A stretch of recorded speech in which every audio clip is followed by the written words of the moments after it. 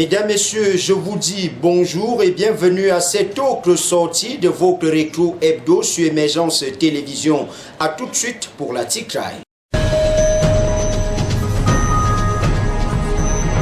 Au sommaire de cette sortie de votre session d'information sur Émergence Télévision, 53 morts avec des blessés graves. C'est le bilan qui ressort donc de l'accident de circulation qui vient de se tenir du côté de la région de l'Ouest.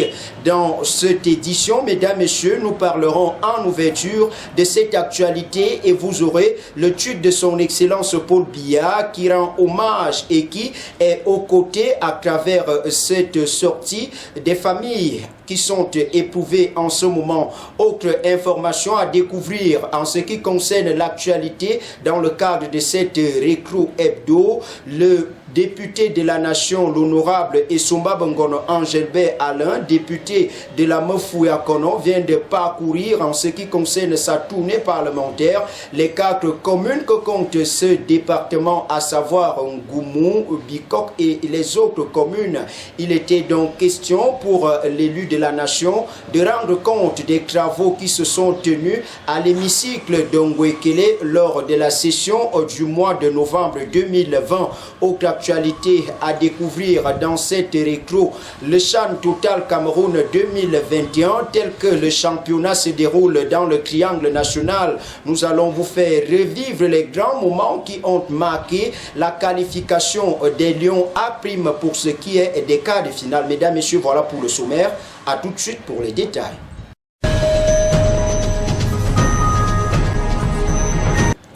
Merci d'être parmi ceux-là qui suivent cette session d'information complète sur Émergence Télévision. Comme je l'annonçais en titre, mesdames, messieurs, un accident survient dans la région de l'Est et le bilan fait état de 53 morts et bien de nombre de blessés. Et voici donc le communiqué signé du gouverneur de la région de l'Ouest en rapport avec cet accident. Communiqué président numéro 015 CEDON CP F C. Le gouverneur de la région de l'Ouest informe le public qu'un grave accident mortel de la circulation routière s'est produit dans la matinée du mercredi 27 janvier 2021 vers 4h30 au PK 19 du lieu dit Falaise de Tchan, département de la Menoie, impliquant un bus gros porteur de 70 places appartenant à la société de transport Menoie Voyage immatriculé LT 954 1X conduit par le nommé Kana Pierre-René et une camionnette immatriculée LT 385 CS conduit par le nommé Muammar Wigba et transportant du carburant filtré ayant provoqué l'incendie violent dans 2 véhicules. Le bilan détaillé fait état de 53 morts avec des calcinés et 29 blessés de brûlures de divers degrés, dont 23 sont internés à l'hôpital de district de Tchan et 6 cas, et autant pour moi 6 cas jugés graves sont référés à l'hôpital régional de Bafoussam. Tous les corps des personnes décédées sont déposés à la morgue de l'hôpital de district de Tchan. Le gouverneur de la région de l'Ouest invite les familles des victimes à bien vouloir se rapprocher des responsables des hôpitaux de district de Tchan et d'autres formations sanitaires où se trouvent donc les victimes, où le processus d'identification des dépouilles est en cours et les rassure de la prise en charge totale et gratuite des blessés dont les noms suivent. Et tel que vous pouvez le constater en image, les listes des victimes de cet accident proposé par la chaîne de télévision Émergence. Et comme je le signifiais également, le président de la République, son Excellence Paul Biya, après la survenue de cet accident, n'a donc pas manqué de dire ses condoléances aux familles éprouvées. C'est à travers un tweet que le président de la République écrit: j'ai pris connaissance autant pour moi avec tristesse du bilan humain élevé du grave accident de la circulation survenue au niveau de la falaise de Tchang. J'adresse mes sincères condoléances aux familles endeuillées ainsi que mes souhaits de prompt rétablissement aux blessés. C'est donc signé le président de la République, son Excellence Paul Biya. Toujours en rapport avec cette actualité, il faut dire que bien de presse ce matin ont choisi d'en parler. C'est le cas du journal Le Jour, le quotidien Le Jour, qui ce matin a donc titré à sa grande une: drame 53 morts à Tchang. Et on peut également le voir avec le quotidien à capitaux publics Cameroun Tribune, qui titre Axe Tchang Sanchou, horreur sur la route. C'est pas d'ailleurs les seules unes de ce matin. On peut également le voir avec la publication du quotidien Mutation, qui en rapport avec cette actualité a donc fait en sa grande une Tchang Sanchou, tombeau ouvert. C'est également le cas du journal Émergence, qui a donc mis à sa grande une accident de circulation, 53 morts à Tchang. Mesdames, Messieurs, c'est donc ce qu'il faut retenir de cet accident. On ne peut que dire à toutes les familles si durement éprouvées, Émergence Télévision partage également votre douleur.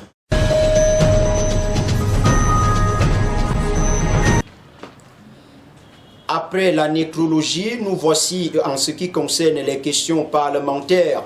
Je l'annonçais également, l'honorable Essomba Bongono Angelbert Alain vient d'achever sa tournée parlementaire dans le département de la Mefou et Akono. Il a donc parcouru les 4 communes que compte ce département dans le cadre de sa tournée compte rendu en rapport avec la session ordinaire du mois de novembre 2020.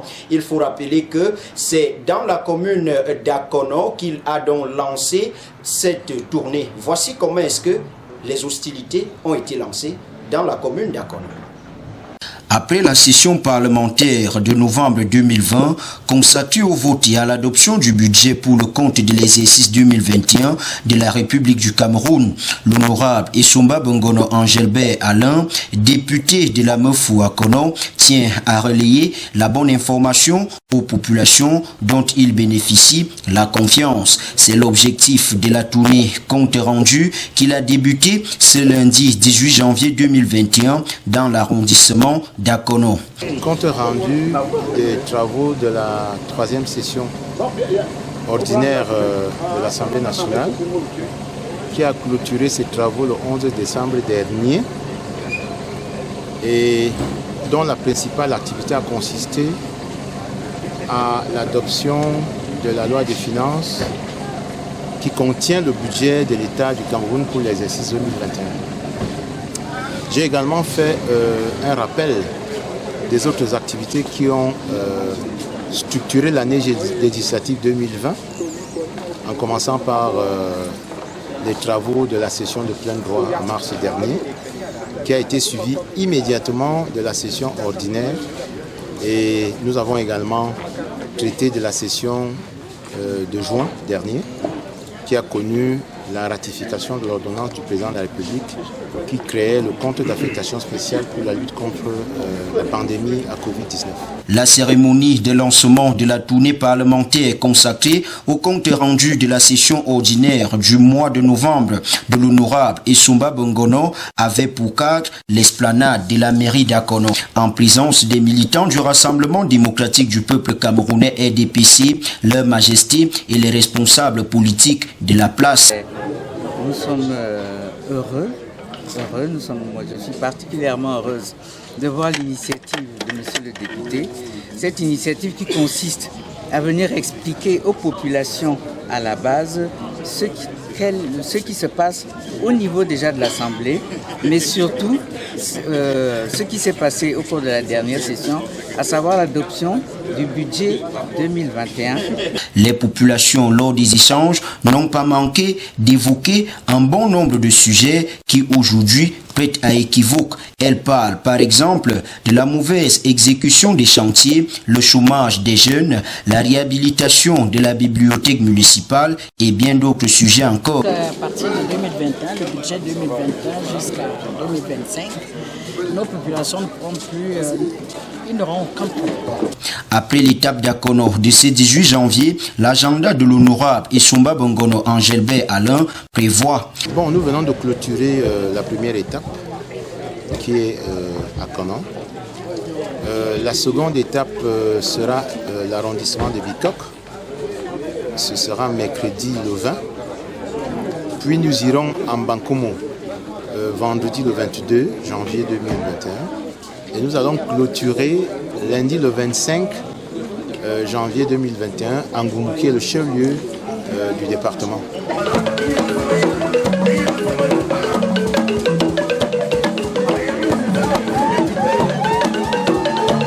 Après le lancement dans la commune d'Akono, l'honorable Issoumba Bongono Angelbert Alain s'est rendu dans la commune de Bikok, après quoi il s'est rendu dans la commune de Mbankumu.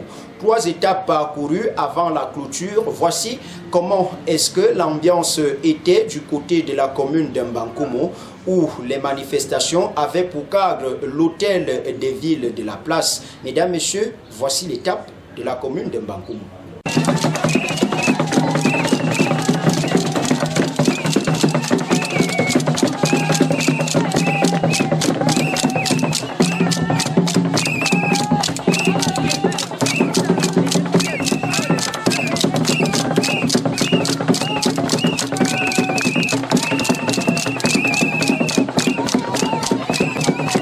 L'honorable Issoumba Bongono Angelbert Alain s'est rendu ce samedi 23 janvier 2021 dans la commune de Mbankumu, après Akono et Bikok, pour sa tournée compte rendu parlementaire. L'ambiance était bon enfant à l'hôtel de ville, car y abrite la cérémonie. Le message n'a pas beaucoup changé.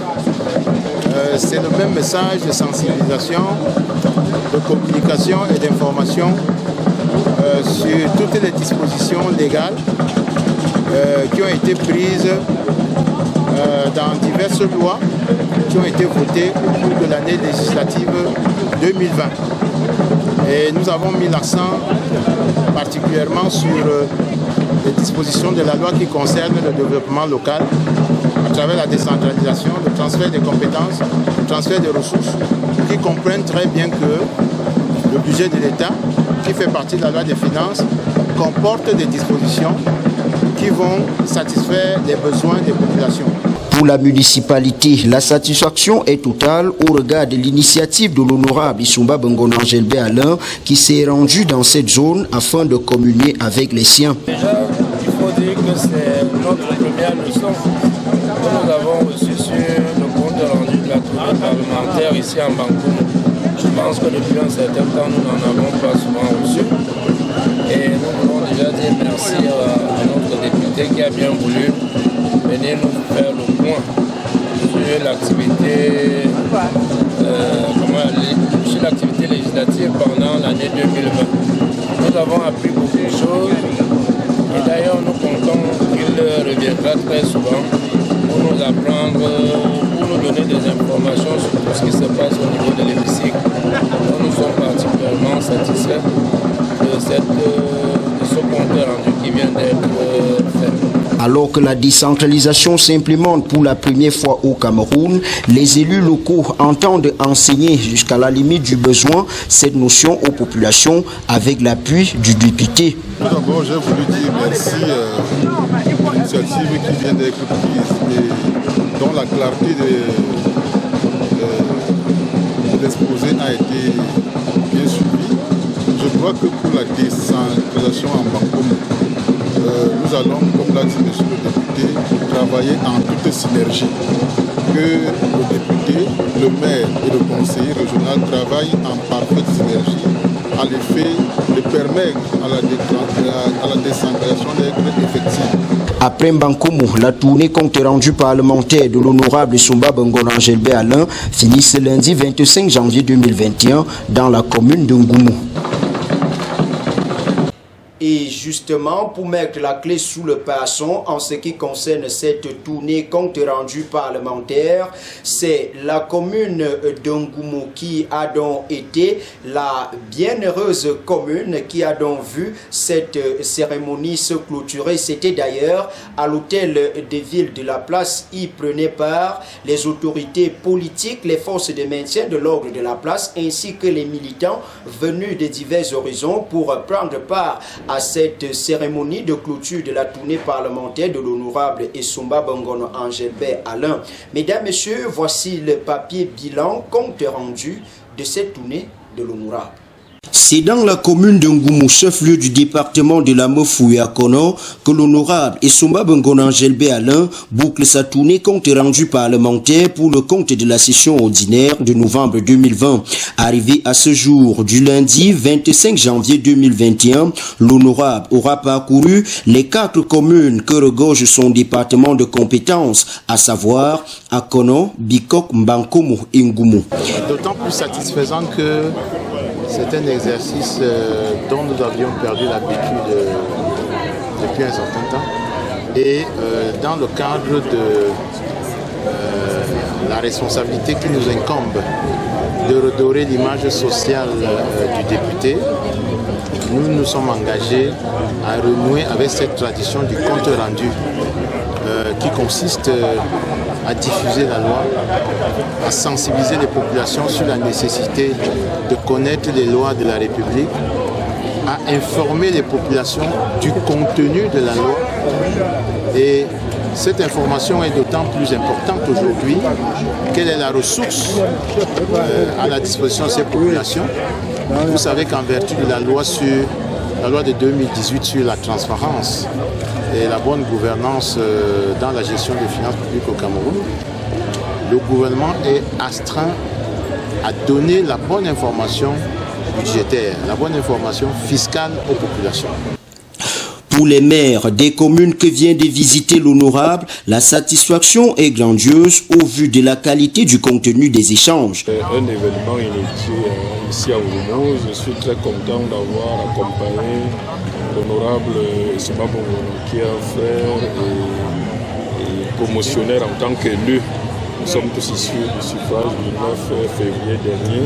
Et en démocratie représentative, c'est important de rendre compte et discuter parce que le chef de l'État démocratise au niveau national, il décentralise, mais tout cela ne peut pas avoir de profondeur si nous ne travaillons pas tous les jours, si nous ne discutons pas avec nos électeurs, nos populations, si nous ne rendons pas compte. Et c'est très important de rendre compte et c'est ainsi que la décentralisation et la démocratie auront vraiment un sens réel.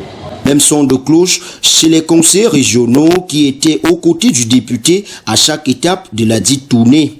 Vraiment, nous sommes très très honorés parce que l'échange a été profond, sincère et comme d'habitude, avec Honorable, on est toujours édifié en matière de projets agro-pastoraux, en matière même des doléances opposées par les populations qui, lors de la première tournée, parce qu'il faut-il le rappeler, c'est la deuxième du genre.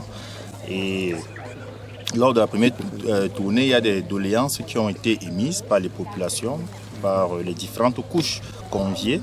Et Honorable a pris sur lui le soin de dérouler le processus de suivi de toutes ces doléances pour que chacun rentre étant bien édifié, ayant la bonne information, ayant une information actualisée surtout, et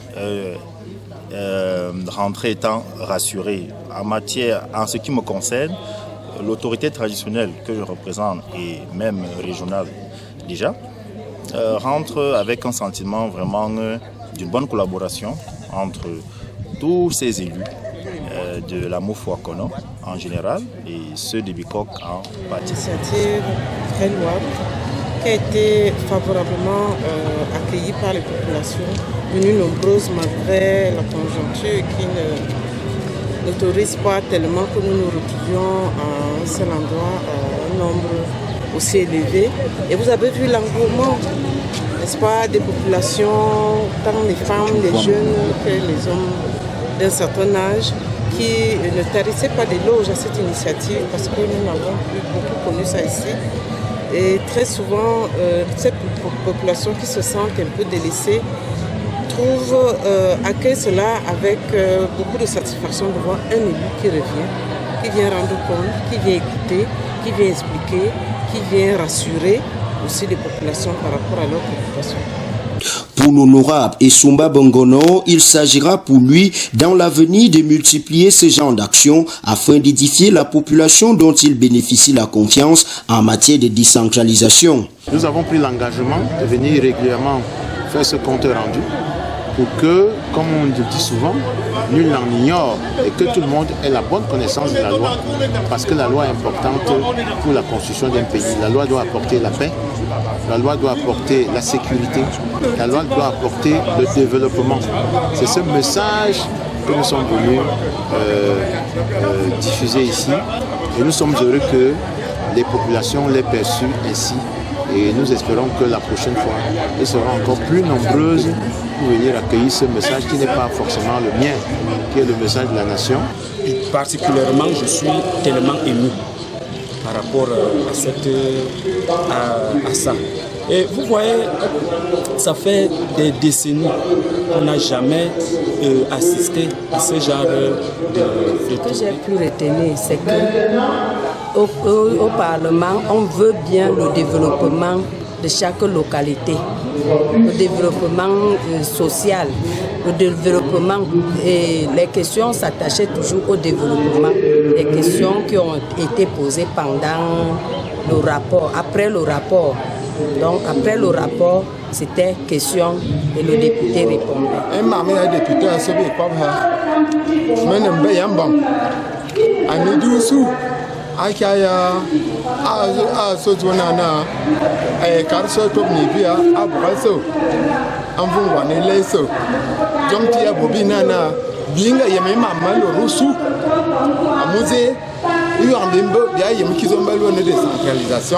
La tournée compte rendu parlementaire de l'honorable Esumba Bongono Angelbert Alain, soulignons-le, s'achève sans incident majeur.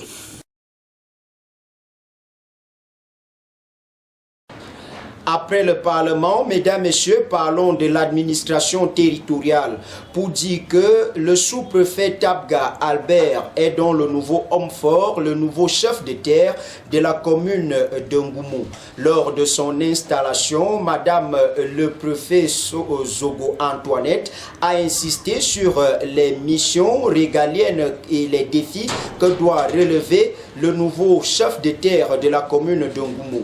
En passant de la lutte contre le grand banditisme, la consommation des stupéfiants, ainsi que l'harmonie entre les populations. Mesdames, Messieurs, revenons sur cette actualité. Voici un reportage réalisé par Émergence Télévision lors de l'installation. Monsieur Tabga Albert, prenez le commandement.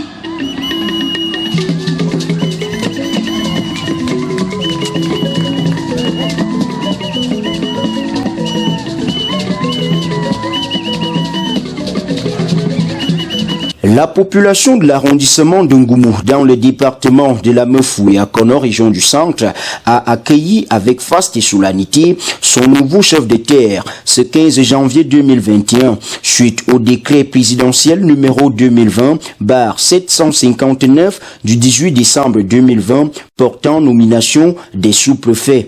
Tabga Albert, secrétaire d'administration principale, précédemment sous-préfet de l'arrondissement d'Akono, remplace à ce poste Daouda Ousmanou, muté dans l'arrondissement de Nkonsamba. Selon le préfet Zogo Antoinette, les défis que doit relever le numéro 1 de l'arrondissement de Ngoumou sont énormes: de la lutte contre le grand banditisme, la consommation des stupéfiants, la consolidation du vivre ensemble, en passant par l'impulsion du développement. Albert Tabga, en tant qu'agent du pouvoir central et représentant du chef de l'État dans sa circonscription, doit mettre toutes les batteries en marche pour l'atteinte de ses objectifs. La première recommandation, c'est le maintien de l'ordre.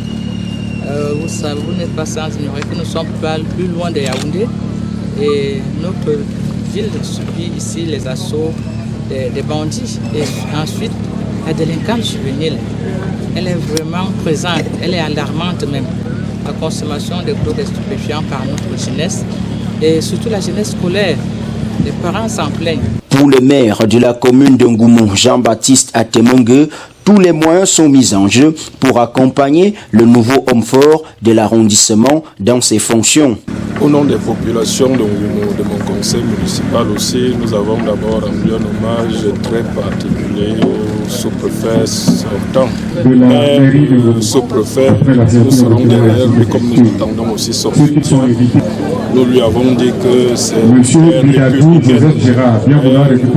Les hommes d'État, nous sommes ici loyaux et pris des valeurs de la République. Nous serons là à ses côtés pour que sa mission en tant qu'agent de l'État central et représentant du chef de l'État ici soit bien accomplie. L'honorable Esumba Bongono, député de la Mofouyakono, qui prenait part à cette cérémonie, n'a pas manqué d'exprimer ses multiples attentes. Les attentes sont simples. Ce sont les attentes d'un représentant de population. En cadre des populations, en cadre des partis politiques, et mobilise toutes les énergies du département pour que nous arrivions rapidement à une amélioration des conditions de ces populations. La cérémonie de passation de commandement entre le sous-préfet entrant et sortant de l'arrondissement de Ngoumou s'est soldée par une parade des forces de maintien de l'ordre de la place.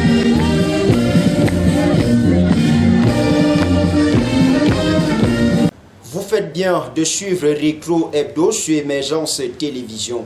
Mesdames, Messieurs, nous voici dans la page de l'éducation. Parlons tout d'abord du lycée bilingue d'Akono, cet établissement qui a fait ses premiers pas dans plusieurs années aujourd'hui. Nous avons rencontré le proviseur de cet établissement. Il nous présente cette école en passant par les difficultés auxquelles il fait face aujourd'hui. La découverte de votre Rétro Hebdo, c'est avec le lycée bilingue d'Akono. Bienvenue au lycée bilingue d'Akono, dans le département de la Mofouyakono, région du centre Cameroun. Ici, comme dans toutes les écoles du triangle national, l'année scolaire 2020-2021 se déroule dans la tranquillité et la sérénité. Les classes ici, là, le 4 septembre 2020. Les cours se déroulent ici normalement, on n'a pas de problèmes, tous les professeurs sont présents parce que chaque fois, les cours se passent normalement, on n'a pas les problèmes, on n'a pas les brigands ici. Chaque jour, on vient à l'école, on a les professeurs de TD, on a les professeurs presque dans toutes les matières. Donc ça, c'est vraiment un lycée sur le plan psychologique. Tout se passe paradisiaquement dans notre établissement. C'est un établissement scolaire public qui s'arrime aux nouvelles APC, entendez, approche pédagogique par compétence. En visitant les locaux de la dite école, située en plein cœur de la forêt équatoriale, on voit qu'un accent est mis ici dans le travail manuel, la promotion du bilinguisme, l'informatique, l'orientation conseil et la discipline. Selon le patron des lieux, en cette année, le staff administratif n'a pas lésiné sur les moyens pour la préservation des vies des élèves avec la pandémie de la Covid-19. Merci pour l'occasion que vous nous donnez pour présenter notre établissement. Nous avons l'obligation de respecter les instructions de la hiérarchie. C'est pour cela que nous avons pris toutes les dispositions nécessaires pour lutter contre la pandémie, en commençant par les structures de lavage des mains, le respect de la distanciation, la vérification du côté sanitaire de ceux qui vendent la nourriture aux élèves et le port des masques. Pour le moment, nous n'avons pas eu de cas. Et nous croyons que cela va continuer dans ce sens. Le lycée bilingue d'Akono vous souhaite une bonne année 2021 dans la discipline, le travail et le succès. Restons en éducation pour parler cette fois-ci de l'emploi et la formation professionnelle. Tout d'abord, je vous amène au CAPAM. Avez-vous déjà entendu parler de ce centre de formation professionnelle dans les métiers de l'agriculture? Mesdames, Messieurs, il y a de cela quelques jours seulement, un atelier d'évaluation à mi-chemin, 25 ans après l'existence de l'association ADD qui a mis sur pied également ce centre de formation professionnelle dénommé CAPAM. Il y a donc de cela quelques jours, je le signifiais déjà, il fallait faire l'évaluation des 25 ans de l'existence de l'association et présenter ce centre de formation, ses opportunités ainsi que ses ouvertures au grand public. Mesdames, Messieurs, c'est un reportage réalisé par l'ensemble de la rédaction d'Émergence Télévision. L'atelier de redynamisation de l'association des acteurs du CAPAM, entendez, centre d'apprentissage, de formation professionnelle et de promotion de l'auto-emploi des jeunes dans les métiers agro-pastoraux, s'est tenu ce 27 janvier 2021 dans les locaux du 10 centre ici au lieu du Carrefour Gibier, village Zamakui, dans la commune de Mbalmayou. Nous sommes dans la région du centre Cameroun. Il était question de faire une évaluation après 25 ans d'existence de l'association ADD, Alternative Durable pour le Développement.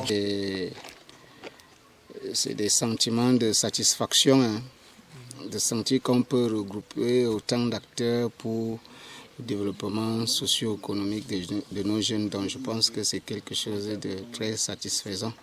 Pour le staff administratif, le CAPAM ouvre ses portes à toute personne qui veut bien se faire former. Alors la formation ici est une formation subventionnée. Ça veut dire que nous donnons la possibilité aux familles d'envoyer des jeunes, même ceux qui sont démunis. J'en connais qui bénéficient des bourses de formation au CAPAM sans payer un franc. On les entretient, ils terminent leur formation et ils continuent leur formation jusqu'à la fin. Donc j'estime que les familles ne doivent pas rester au bord du chemin. Nous sommes une structure sociale et nous pensons que la société aujourd'hui a besoin de toutes ces parties prenantes, même les plus démunies. Côté ancien apprenant du CAPAM présent à cet atelier, la satisfaction était au rendez-vous. J'aimerais que tout apprenant qui passerait ici soit un modèle. Pas que je me vante, je suis un modèle du CAPAM et j'aimerais que tout le monde soit comme moi. Même son de cloche chez leur majesté. Je suis très satisfait au sortir de la réunion, très satisfait puisque la réunion a été dit de bonnes choses au sujet pour former les jeunes qui viennent s'inscrire au centre ici. J'ai bien retenu que les élèves de les gens de Zamakui, surtout les jeunes doivent venir s'inscrire à CAPAM. En rappel, le centre d'apprentissage, de formation professionnelle et de promotion de l'auto-emploi des jeunes dans les métiers agro-pastoraux existe depuis 2014 et bénéficie d'un agrément du ministère de l'Emploi et de la formation professionnelle depuis 2015. Après ce reportage sur le centre de formation en agriculture basé à Mbalmayou, mesdames, messieurs, je vous propose de faire un tour cette fois-ci dans la commune de Bikok. Arrêt à la SAR SM de cette commune. Cet établissement vient d'être redoré, vient d'être refait à travers les BIP octroyés par l'État. Mais alors, le proviseur ou encore le directeur de cette école pleure aujourd'hui. Pourquoi? Parce que malgré les opportunités, malgré les ouvertures liées à cette école, bon nombre d'élèves et de parents refusent de s'inscrire. Pourquoi? Parce qu'ils semblent négliger et ignorer les opportunités liées à cette école. Mesdames, Messieurs, voici un reportage réalisé à la SAR SM de la commune de Bikok. Située à l'entrée de la dite commune, la SAR SM de Bikok, dans le département de la Mefoua-Konor, région du centre Cameroun, est créée en 1975 et ouverte un an plus tard, donc en 1976. Dans cette section artisanale rurale, section ménagère, les filières de formation qui sont fonctionnelles à ce jour se déclinent ainsi. Les filières qui essaient de marcher, nous avons la menuiserie, nous avons également la IH qui fonctionne et la maçonnerie. Et vous savez pourquoi? Parce que là-bas, on peut se débrouiller à la IH, on coupe à la main. En menuiserie, il suffit seulement d'avoir sa scie. En maçonnerie, lorsqu'on a sa truelle, son niveau et le mètre, on peut déjà se battre. Voilà ce qu'on peut faire ici. Il faut dire qu'avec l'avènement de la Covid-19, la SASM de Bikok connaît beaucoup de difficultés à ce jour. Entre le manque d'apprenants, le manque d'outils de travail en atelier, la liste est loin d'être exhaustive. En début d'année 2020-2021, j'ai quand même enregistré un certain nombre des apprenants, mais je me rends compte que la plupart sont en train de démissionner, faute d'équipement pour leur formation. Donc, certains sont là, on se bat comme on peut. J'ai 8 formateurs. Bon, le grand problème qui se pose est celui du matériel de formation. Nous avons reçu un BIP. La salle SM de Bikok a été refaite à 9. Bon, les salles de classe sont vides. Pas de table banc, pas d'équipement de formation. Bon, mes collaborateurs et moi, nous nous battons comme on peut pour assurer la formation de nos apprenants. Bon, bientôt, d'ici le 15 mars, tous iront en stage en entreprise. Je ne sais pas comment cela va se passer puisque nous n'avons pas des équipements. Il y a même à l'horizon l'examen de fin de formation qui arrive. Là aussi, je ne sais pas ce que ça va donner. Mais j'ose espérer que d'ici à là, les choses pourront changer. Face à ces difficultés, le directeur tend la main aux autorités afin de sauver cette école futuriste. Donc, la plus grande doléance que je peux adresser à la hiérarchie, c'est celui du matériel de formation pour les apprenants que nous avons ici. La SASM de Bikok est à son 10e directeur à ce jour et prête à accueillir les personnes qui veulent bien apprendre un métier. Parlons cette fois-ci des questions liées à la délivrance de la carte nationale d'identité au Cameroun. Il y a de cela quelques semaines, le secrétaire général à la direction nationale à la sûreté nationale a donc tenu une conférence de presse pour édifier l'opinion publique. C'était face à la presse en ce qui concerne les questions liées au CNI dans notre pays. Et pour mettre un peu plus de fluidité dans le processus, la direction générale à la sûreté nationale de notre pays met 2 numéros WhatsApp à la disposition du grand public afin de consulter, même étant à la maison, et savoir si votre carte nationale est déjà sortie. Nous nous sommes rendus au commissariat central de la ville de Mbalmayo. Question pour nous de rencontrer le commissaire Ndjifor. Il explique le processus dans ce reportage qui va suivre. La Direction générale à la sûreté nationale DGSN de la République du Cameroun est plus que jamais engagée à résoudre l'épineux problème de la délivrance des cartes nationales d'identité dans notre pays. Après la sortie médiatique du secrétaire général de cette institution, le vendredi 8 janvier dernier, les débats restent houleux jusqu'à ce jour. Plusieurs citoyens à date vivent avec leur récépissé dépourvu de leur carte nationale d'identité CNI. Pour limiter les déplacements qu'effectuent au quotidien les uns et les autres des domiciles au commissariat dans le but de vérifier si leurs CNI sont enfin sortis. La délégation générale à la sûreté nationale vient de mettre à la disposition du public 2 numéros WhatsApp pour connaître de la situation de la délivrance de votre pièce d'identité. Oui, vous êtes en train de voir que la délégation générale est en train de tout faire pour que tous les Camerounais soient en possession de leur carte nationale d'identité. La délégation générale a créé 2 numéros WhatsApp, dont le 693 30 23 55 et le 695 70 62 91. Donc à partir de ce numéro, vous suivez les étapes et vous posez les questions, chacun en ce qui concerne les cas. À la question de savoir comment le système fonctionne-t-il, élément de réponse, vous devez filmer votre récépissé et le joindre à l'un des numéros WhatsApp, dont le 693 30 23 55 ou le 695 70 62 91. Alors, vous recevrez l'un des messages suivants, votre cas. Soit le message, votre carte est disponible et vous devrez vous diriger au point d'identification correspondant à la délivrance de votre récépissé ou le message, votre CNI est en cours de production. Dans d'autres cas, le message, vous êtes en situation de double identité, alors vous devez recommencer votre identification en précisant votre demande au retour de l'identité première. La quatrième hypothèse comme message peut être votre CNI ne peut pas être produite à cause d'informations erronées. Alors, vous devez vous identifier de nouveau au point d'identification de votre choix. Bon à savoir, ces numéros de la DGSN, dont le 6 93 30 23 55 et le 6 95 70 62 91 sont uniquement WhatsApp et ne reçoivent pas d'appel. Avant le sport, mesdames, messieurs, voici un public reportage réalisé au profit d'une entreprise que vous connaissez bien. Émergence Télévision, vous maîtrisez la chaîne, mais vous semblez ne pas connaître les différents services que ces médias mettent à la disposition du grand public.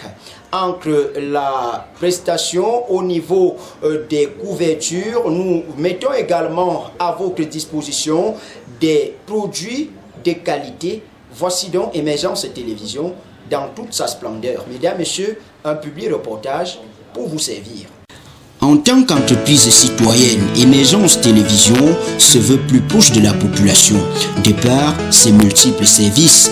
Comme tout média, la mission première d'Émergence TV, c'est de vous informer, vous éduquer et vous divertir à travers nos multiples programmes.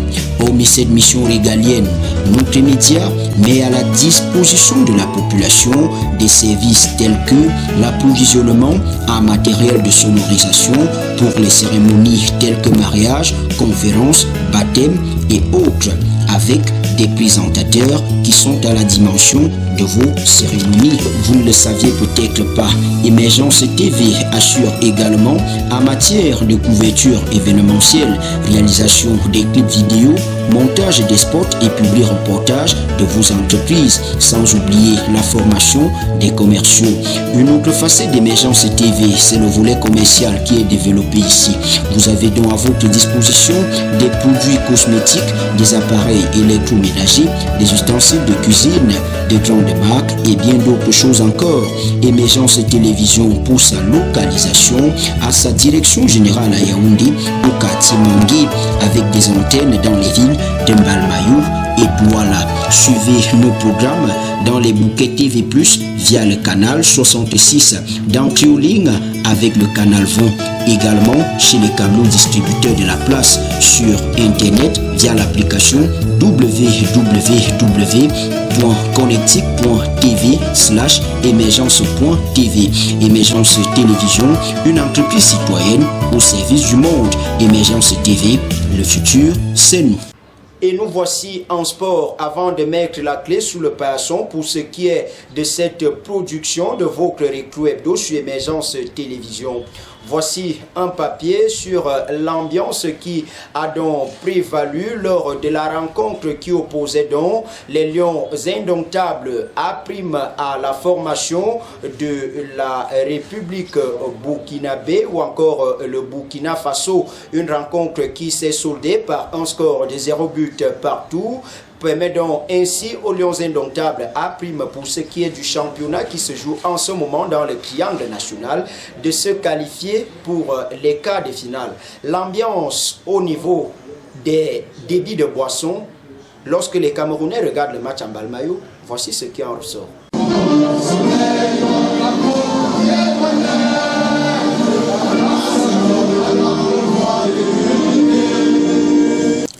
Cameroun 0, Burkina Faso 0. Voilà le score qui sanctionne le match de la 3e journée du groupe A, Chan Total Cameroun 2021.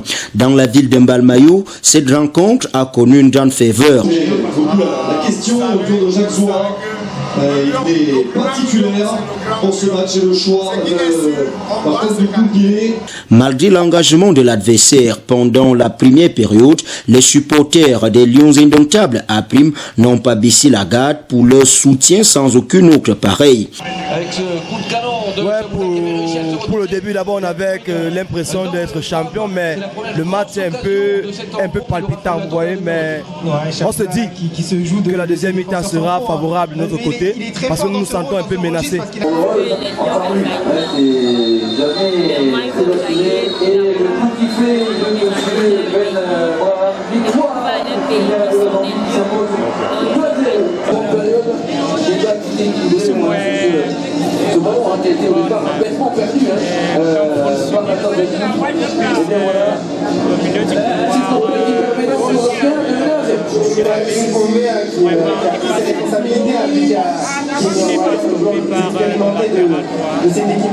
Et c'est par là qu'on viendra vraiment Du retour des vestiaires, la rencontre a pris une autre tournure, mais sans but, jusqu'au moment où le coup de sifflet final retentit, marquant ainsi la qualification du pays de Roger Mila et Samuel Eto'o au quart de finale. Merci. Je suis très ému. J'ai failli avoir une attaque. Mais le plus important, c'est que le pays se qualifie. J'avais dit un 2 sur le départ. Ça a été difficile, vous avez vu, totalement. Je veux simplement dire que nous avons un bon équipe de football. Le match était formidable, vous avez vu avec moi. Et je pense que le Cameroun, en quart de finale, ils vont rencontrer contre ABC. Parce qu'on a vu une organisation complète de l'équipe du Cameroun. Il y a une cohésion formidable. Malheureusement, ne peut pas entrer. Je sais tout simplement que les attaques peuvent constituer les ballons qu'ils vont avoir pour que le pays puisse avancer. À date, les Lions A Prime sont classés 12e dans leur poule avec 5 points. Ils viennent comme ça derrière le Mali, premier avec 7 points. Rendez-vous ce samedi 29 janvier pour la rencontre Cameroun RDC. Mesdames, Messieurs, nous sommes donc arrivés au terme de la production de cette sortie de votre rétro hebdo sur Émergence et Télévision. Mais avant de nous quitter, Mesdames, Messieurs, voici ce qu'il faut en retenir. Ce communiqué qui nous parvient à l'instant, signé du maire de la commune de Mbalmayo, en voici la teneur. Le maire de la commune de Mbalmayo, tel que vous pouvez le voir en image, invite les propriétaires conducteurs de moto-taxi à se faire identifier à la commune de Mbalmayo pour compter du mardi 26 janvier 2021. Par la même occasion, il compte sur la bonne compréhension de tous ses partenaires à s'acquitter librement avant le 15 février 2021 des taxes dues à la commune. À compter de cette date, le port de du choisible, autant pour moi, sera donc obligatoire pour toutes les personnes qui exercent dans le secteur des motos-taxis dans la ville de Mbalmayo. C'est un communiqué, je rappelle que c'est donc signé du maire Dieudonné Zamba. Après ce communiqué du maire de la commune de Mbalmayo, Dieudonné Zamba, il faut également rappeler que l'accident de circulation survenu sur l'axe Tchang, mesdames, messieurs, fait donc état de 53 personnes qui perdent la vie avec un bon nombre de blessés. Et par la même occasion, le président de la République, son Excellence Paul Biya, adresse ses sincères condoléances aux familles endeuillées. C'est à travers un tweet que son Excellence l'a donc fait comprendre. Et ce n'est pas d'ailleurs la seule personnalité qui est sortie en ce qui concerne cet accident. Il faut également dire que le gouverneur de la région de l'Ouest a signé un communiqué pour informer l'opinion nationale et internationale de la survenue de ce grave accident. Mesdames, Messieurs, Émergence et Télévision reste la meilleure source de l'information. D'ici à là, portez-vous bien. On participait à la production de cette sortie de Vogue Rétro Hebdo sur Émergence Télévision. Réalisation venant à Inanjana, il avait à ses côtés le chef technique pour ce qui concerne la représentation Émergence Mbalmayo, David Ebengue. Une collaboration de l'UTS Sana. La coordination des programmes est assurée par le manager Raphaël Mbida, le tout chapeauté par le PDG Guianon Aroga. Joris Oné Balé, c'est mon nom. Que Dieu bénisse le Cameroun. Au revoir.